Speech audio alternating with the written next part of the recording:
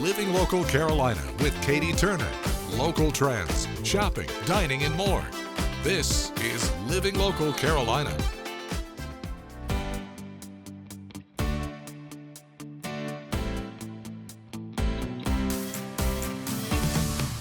Well, good morning and thanks for joining us today on Living Local Carolina. Today I am in Surfside Beach. I am at Beach Beads. I've been so excited to come here. Hi Cindy, how are you? I'm doing well, thank you. All right, Cindy, we got a lot of stuff behind us, but tell me a little bit about how you got to be here at Beach Beads.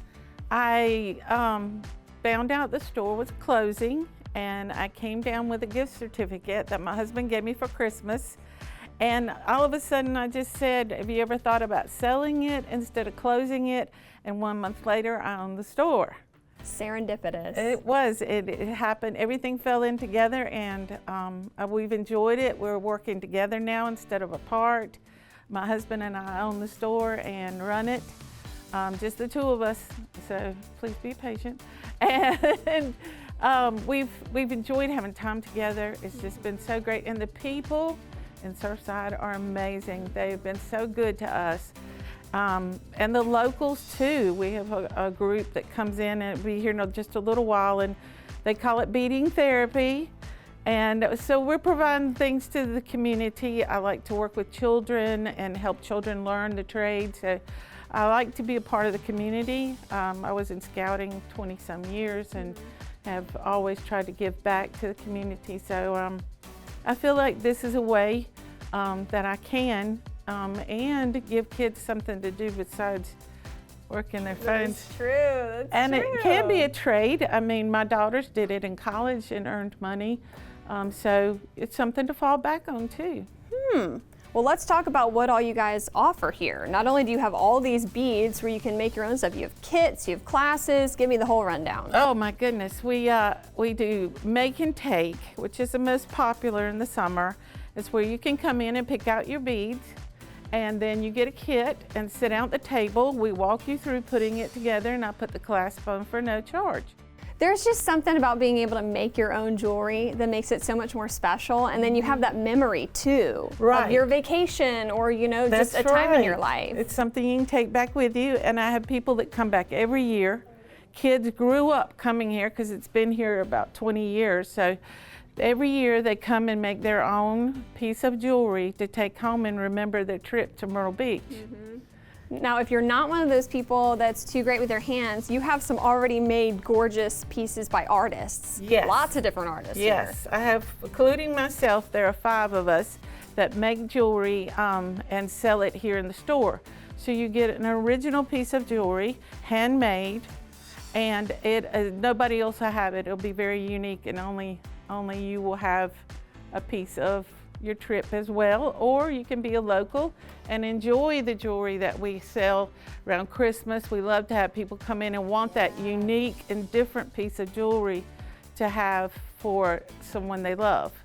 So sometimes we have guys that come in and they're awkward and they don't know what to do, but they know they want something unique and special and different for their wives for Christmas. So if somebody is interested in coming in, shopping with you guys, or taking a class, where can they find out more information? Our website is SC, like in South Carolina, beachbeads.com is our website.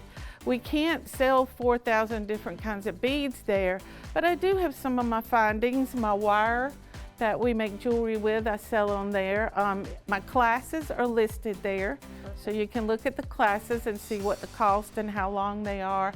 I have a great time with that. I love teaching and I love working with people and just seeing the experience. They come in and go, I've never done this before, and then suddenly, oh, this is beautiful, look what I did. Create and inspire. That is what we love to do here. Create and inspire people to go on and make more, and even be creative on your vacation to make something for yourself and to remember the store by and their trip.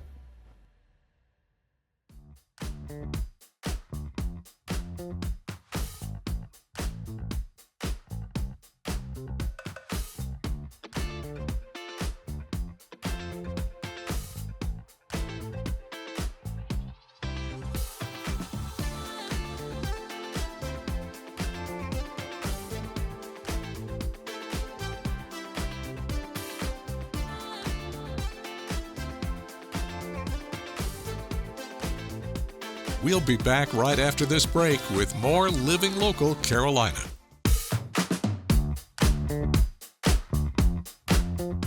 The following portion of Living Local Carolina is sponsored by the National Alliance to End Homelessness.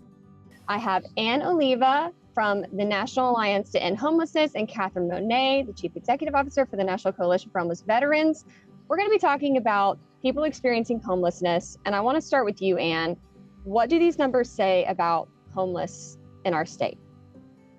Yeah, thank you so much for asking that. And I'm going to start with this notion. I think we can all agree that when everybody in a community or a neighborhood has a safe place to sleep, the community itself is stronger. That's why this 18% increase between 2023 and 2024 is really unacceptable in our nation. In South Carolina, you all saw a 13% increase in the number of people experiencing homelessness between 2023 and 2024. And it's largely driven by the lack of affordable housing in your state. We know that South Carolina is short about 88,000 units for people who are at the lowest incomes. Veteran homelessness is on the decline. So what's working and how can this be expanded to other communities? So I'm happy you asked that. I think one of the things that people don't know is that veteran homelessness is down 55% since 2010. I think that there are a number of reasons for that, but chief among them is that we're doing what works, right? Programs have been oriented towards housing placements and the services and supports that people need to really thrive in housing. And then I think the last thing is really the resource argument, right? And it's that the national will has led to unprecedented investment in solutions to veteran homelessness, and that matters. How can we advocate for homeless in our area? So there are a couple of big things that people can do, and I think the first is to really support the organizations that are doing this work day in and day out in your community, whether that's by donating, learning more about them, volunteering your time. I think the last thing that folks can do if they really want to learn more is to visit both of our websites at endhomelessness.org, so you can learn more about Ann's team and their great work, or nchv.org if you'd like to learn more about my team and our wonderful work. This portion of Living Local Carolina was sponsored by the National Alliance to End Homelessness.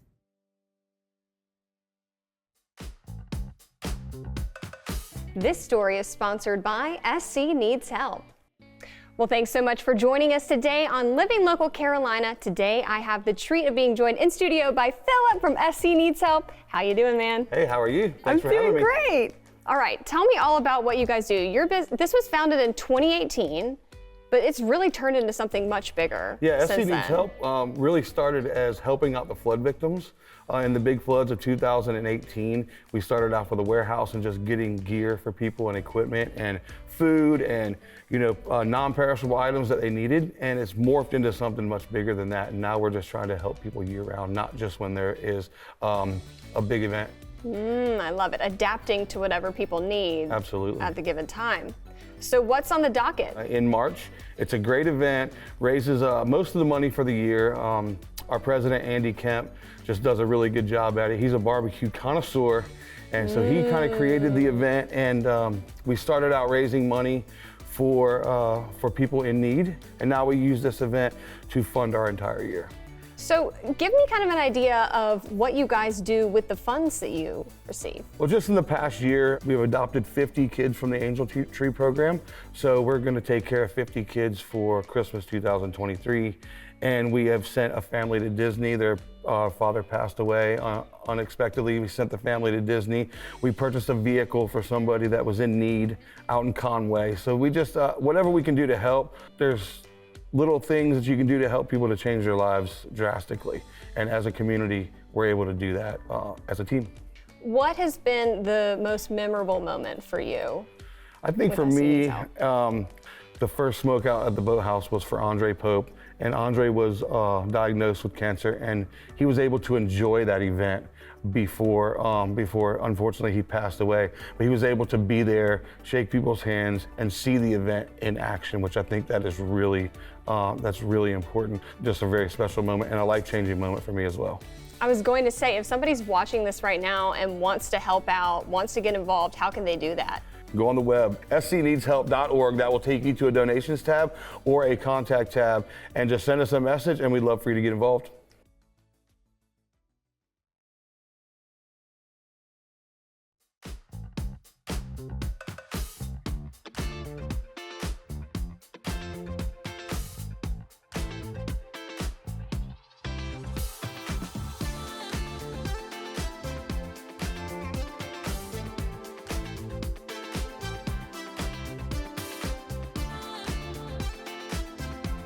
We'll be back right after this break with more Living Local Carolina.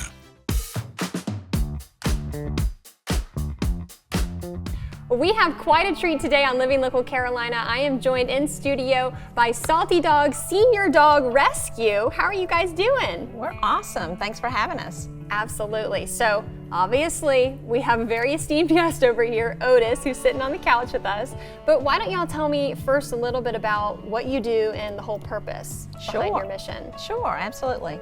We are a senior-based rescue. We only take dogs 6 and older. We get dogs from owner surrender as well as from shelters. We started in May of 22, and we are a 501c3. We are totally operated by volunteers, located in Pawleys Island, but we have fosters as far north as Little River and as far south as Charleston. And then we adopt out animals out of state. We've had people come 4-6 hours just to adopt some of our senior dogs. Okay, so senior dogs, obviously there's a specific purpose why. My partner and I both started working in animal rescue years ago, and we noticed that the senior dogs come in and they kind of get overlooked. People are looking for puppies or younger dogs, and most of these dogs have already been in a home, so they are surrendered or dropped off at a shelter, and then they just are there kind of overwhelmed. Never been in that type of environment before. So we just felt a need to come and draw those dogs out, put them in a foster home as opposed to a shelter, and then focus more attention on them so that they get adopted. You're closing that gap for dogs like Otis. Yes, yes. We enjoy what we do. We also, another thing that is important to us is estate planning. We really feel like people need to focus on what's going to happen to their animals should something happen to them. Too many people assume that family or friends are going to take their dog, and actually cats as well, and then what happens is they get dropped off at a shelter instead. So that's where we come in. Heartbreaking. Well, tell me, what made you want to be Otis's foster mom? So we are a senior dog household, and we adopt rescues that are seniors and typically with medical conditions. So we had an extra spot in the home, but we weren't really sure if we wanted to adopt all the way, so we thought we've always wanted to foster, and we had the opportunity, so we made the jump, and we're loving every second of it. I love it. So what is it like getting to know these dogs during the foster process? So initially we do have some decompression time to make sure that they're comfortable and feel safe and secure. And Otis didn't really need a lot of that time. He would rather have been with our pack, so we let him out and he just fit right in. And we've had no issues with him. He's just the sweetest, he's like the most amazing little character. He's a good boy for sure. Yes, he is. Yeah. I love it. He's 7 years old. Other things that we have in our rescue, whether it's fostering like Atina does, we have volunteers who work events. Obviously people can donate, and then we also just strongly encourage people to look at adopting a senior dog, especially if they are seniors, so that they're kind of in the same playing field with the dogs. We have Facebook and Instagram and our website, and our animals, our adoptable dogs are always focused and located there. She took the words right out of my mouth. I was going to ask how people could get in contact with you guys. Yeah, saltydogsrescue.org, and then also on Facebook and Instagram.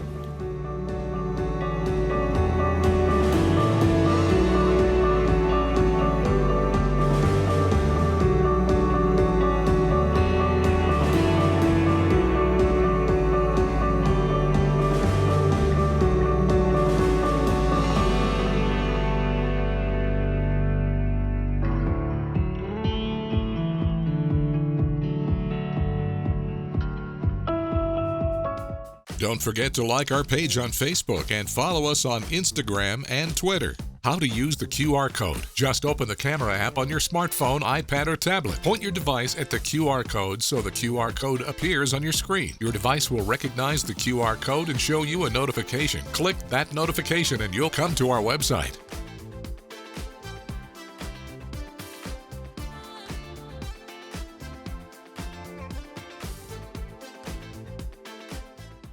Living Local Carolina, weekday mornings at 9:30 on WBTW News 13.